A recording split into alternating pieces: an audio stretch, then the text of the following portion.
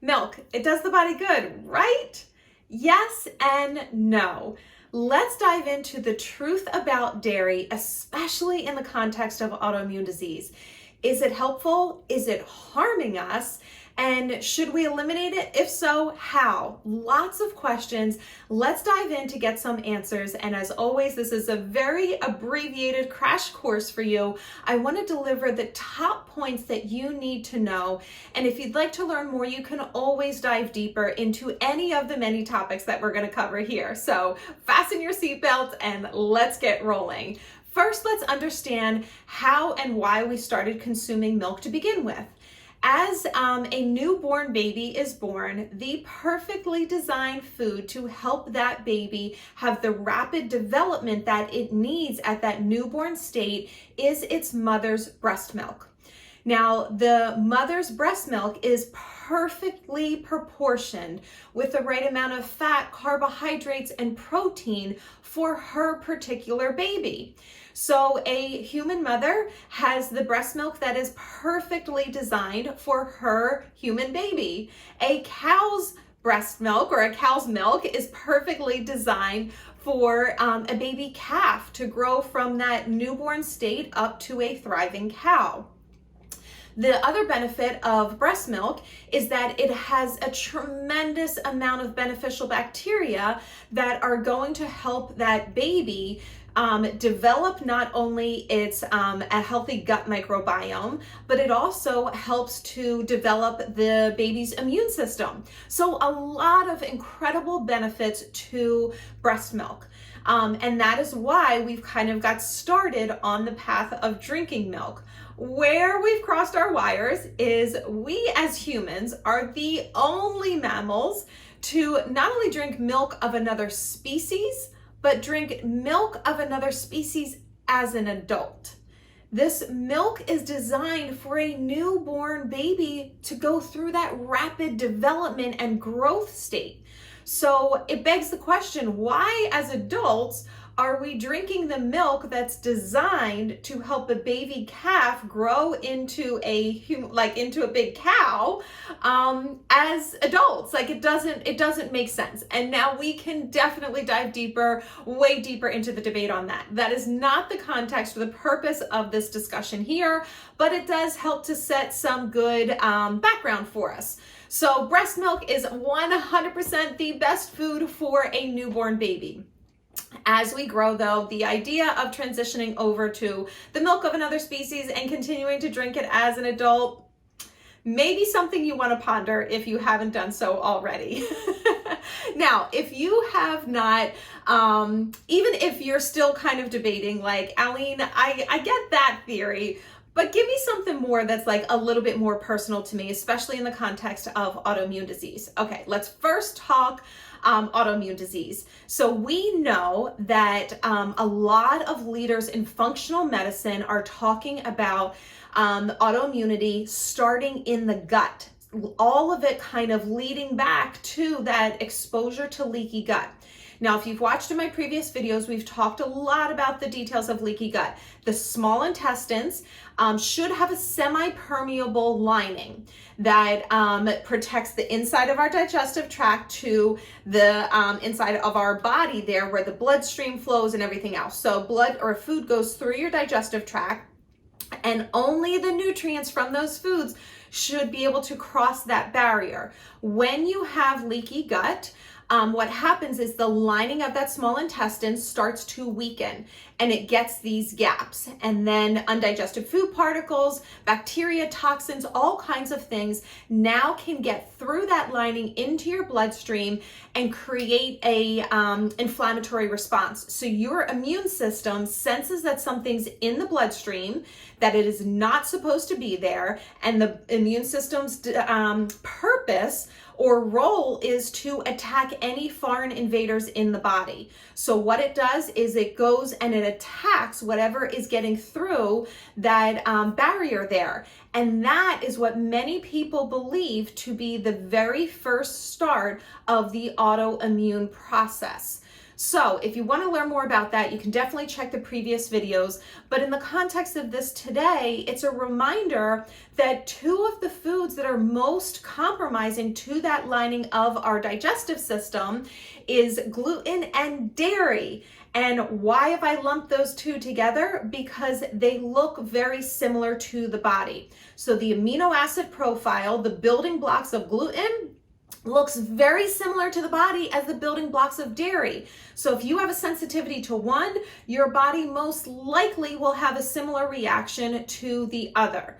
So if you have a suspected autoimmune disease or a definitive diagnosis, it is worthwhile exploring to heal a leaky gut. Sarah Ballantyne, the Paleo Mom, has said anybody who has been tested with an autoimmune disease has had leaky gut. You don't need to go through the testing. The bottom line is we pretty much know it's present, so just start addressing it. Now, if you don't have an autoimmune disease or you're not suspecting one, but you're still kind of wondering like, but how does this apply to me? Let me ask you if you experience any of these symptoms that are often associated with a dairy sensitivity or intolerance, because it does not need to be a full-blown allergy for you to have a reaction to it. Tune in, let's sing. Bloating, brain fog, headaches, migraines, excessive weight, fatigue, hives, irritable bowel syndrome, joint and muscle pain, skin irritation and rash. The list like goes on and on. If you experience any or multiple of those symptoms, it is worthwhile exploring eliminating dairy from your diet. Now, I get it because I was a skeptic too.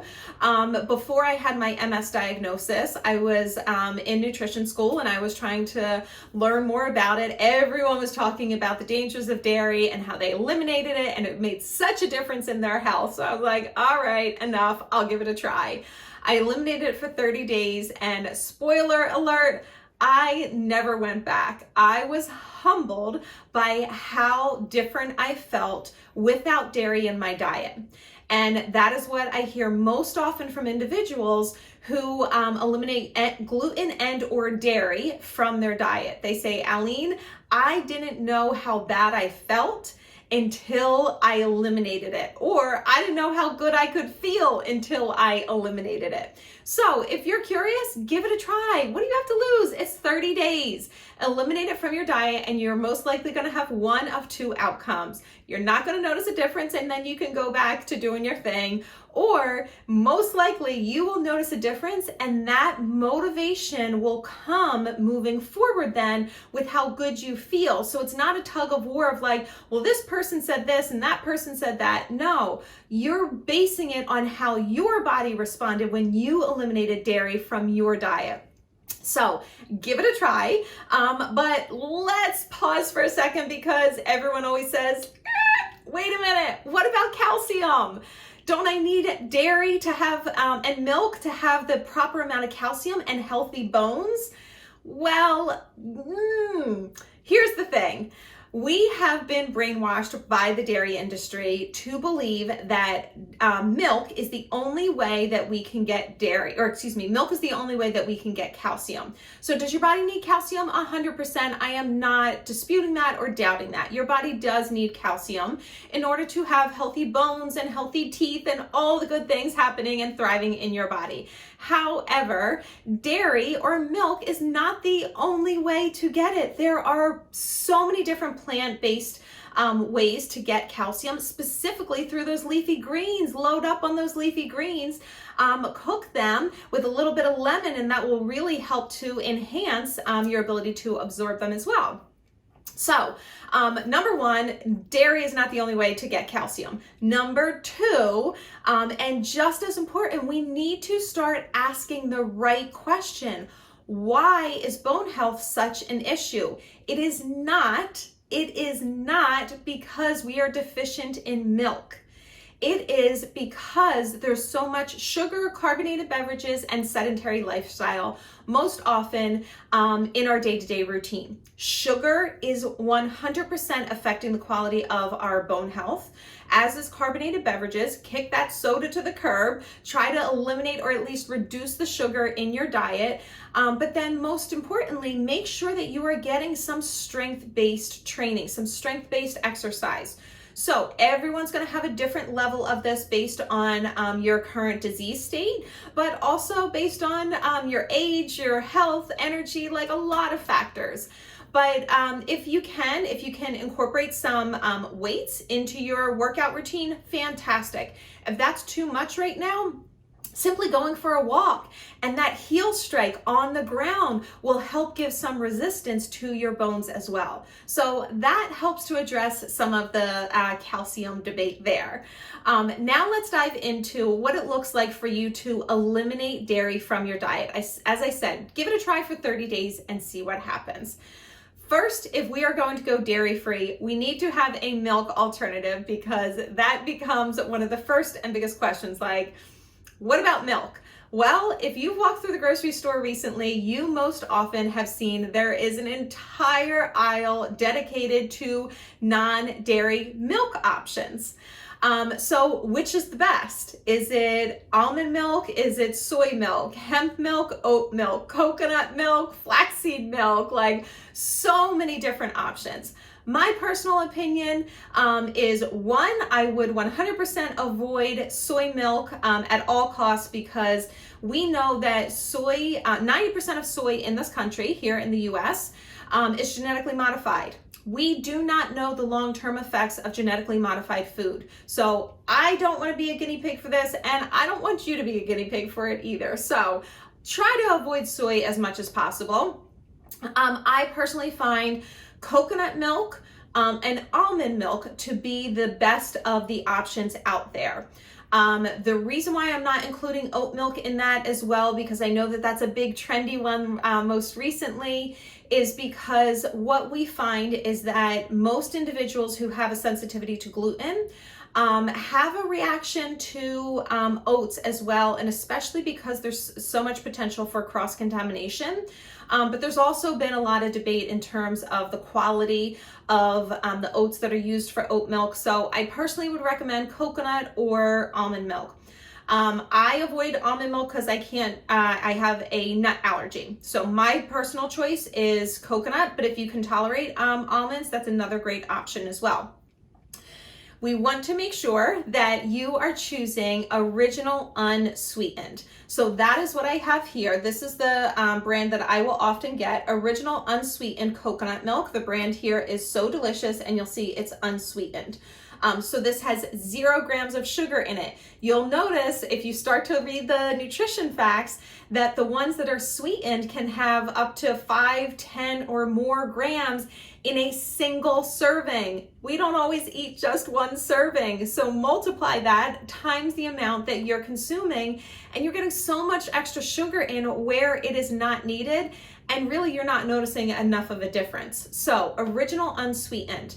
Now, some people do well with these cartons. Because I don't have it on a super regular basis, I tolerate it well. But if you have a super sensitive digestive system, you may want to hold off on the cartons, because they do have like the xanthan gum, the guar gum, some things in that help them to stay well blended, but can create a little digestive upset. So if you're switching from cow's milk to coconut milk, this is a great option. If you're already here and you're wondering why you're not feeling like the 100% benefits that you were hoping for, maybe you tried to move over to canned milk. So I'm going to transition to that in a second.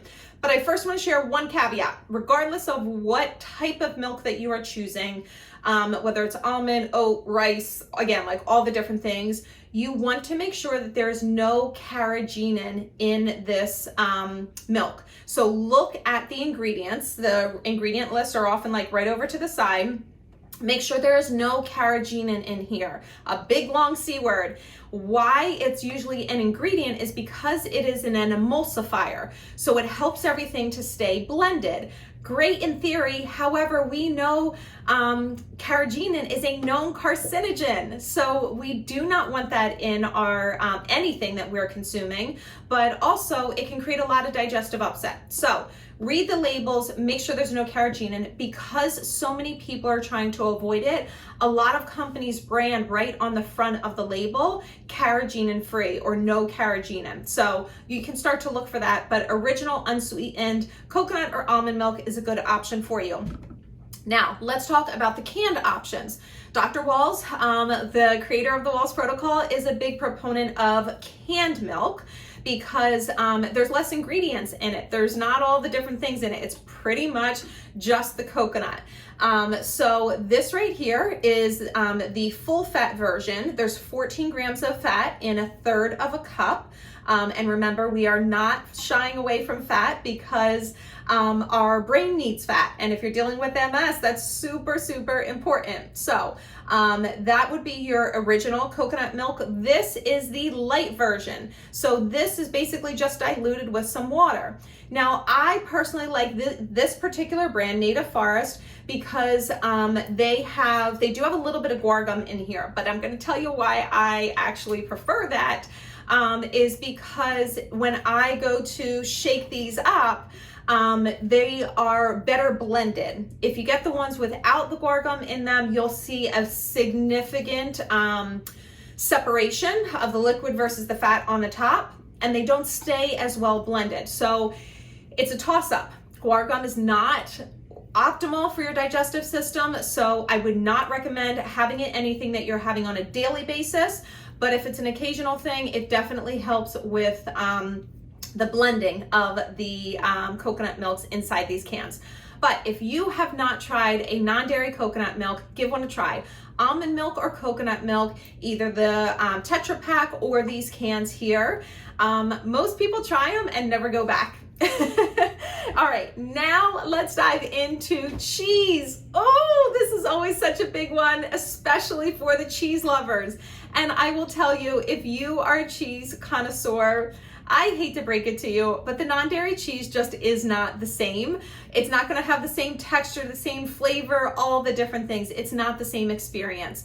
So what some cheese connoisseurs do is they're like, listen, if I can't have it, like, don't even give me a fake version of it. Like, I'm just going to eliminate anything that needs cheese because it's just going to frustrate me more. So that's an option. Just eliminate the need for cheese completely. If you're somebody who's like, no, I need some alternative, there are definitely good options out there. Let me share with you the one that I like most. This is Daiya non-dairy cheese. It has the cheese shreds here. And this is their mozzarella version of the shreds. So this is perfect for me for like a Saturday night when I want a allergy-friendly pizza. I will do that gluten-free crust, the one that I showed in the gluten-free video just before this. Put some tomato sauce or pesto sauce, put this on top, and sometimes I'll do some veggies on there as well, some spinach, some mushrooms, some broccoli, all kinds of different things that you can do. But this I find to melt the best. So I definitely like this. They have it in cheddar, pepper jack. They also have it in the slices, and they may even have it in like the string cheese. Not 100% certain on that, but check your local grocery store, the refrigerated section of your local grocery store. ShopRite, Wegmans, Whole Foods, Mom's Organic Market is what's local to me here in the Philadelphia area. But a lot of them are national chains, so you can always check your local grocery store, or you can get it on Amazon or Thrive Market, whatever's best for you. Now, the other two suggestions actually are not cheese at all, but they're options. I like to give you options to work with. So the first is if you are trying to find something, an alternative for like a creaminess in a salad, because a lot of people like a heavier creamy salad dressing and struggle with that with going dairy free. Here's an alternative that you can give a try. Take a super ripe avocado and mash that up and have that in your salad. It's not to serve as a replacement for your salad dressing, because you can still sprinkle or drizzle some olive oil on top, but it can give you a little bit more of that creamy texture without having the dairy in there. Another way you can use avocado in place of cheese, if you have the caprese salad, am I saying that right? Is this like Irish girl over here?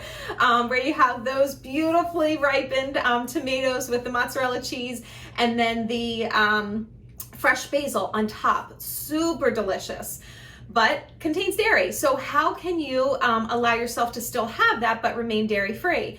Swap out the mozzarella slice and put some avocado in there, and then drizzle it with some olive oil, crack a salt and pepper. It's a great alternative. And then last but not least, this one actually came from a client. I would have never have thought of this, but she was one who really needed like the visual experience of cheese in her food. So what did she do? With her salad, she sprinkled some cauliflower rice over top, because to her, that gave her the visual experience, like she was trying to trick her mind into thinking that she was having cheese. And it worked for her. So I don't know, if that works for you, give it a try. You're getting an extra veggie in there and it's dairy free, so it's like 2 thumbs up for that.